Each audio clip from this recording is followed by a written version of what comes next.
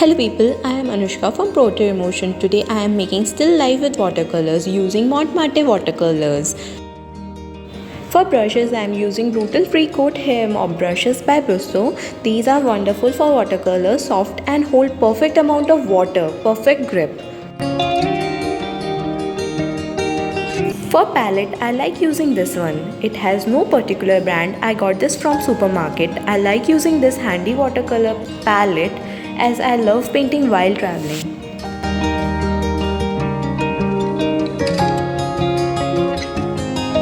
For paper, I am going to use watercolor book by Ayush Paper. It is wonderful sheet for watercolor.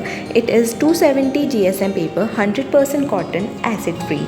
It comes in various sizes. I love using small size book. I rarely paint random things. I made this painting very randomly. I want to experiment since I got this book.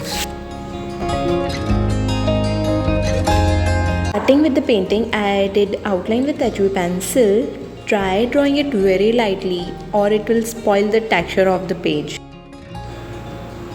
After the drawing part is done, now use kneaded razor to pick the extra graphite slowly by tapping on the area. Now the fun part begins. Starting with the color, I always used to fill in light colors and then add layers of darker tones. See how handy this palette is. One tip, don't squeeze out huge amount of color from the tube. It will always good to use fresh colors as it will save your time. Blending two colors is always a fun part in watercolors, don't you think?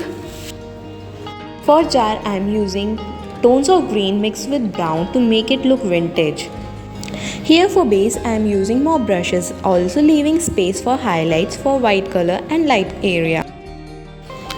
I like to leave space while painting. Adding highlights with pen and acrylic color will give artificial look to the painting, which I don't like.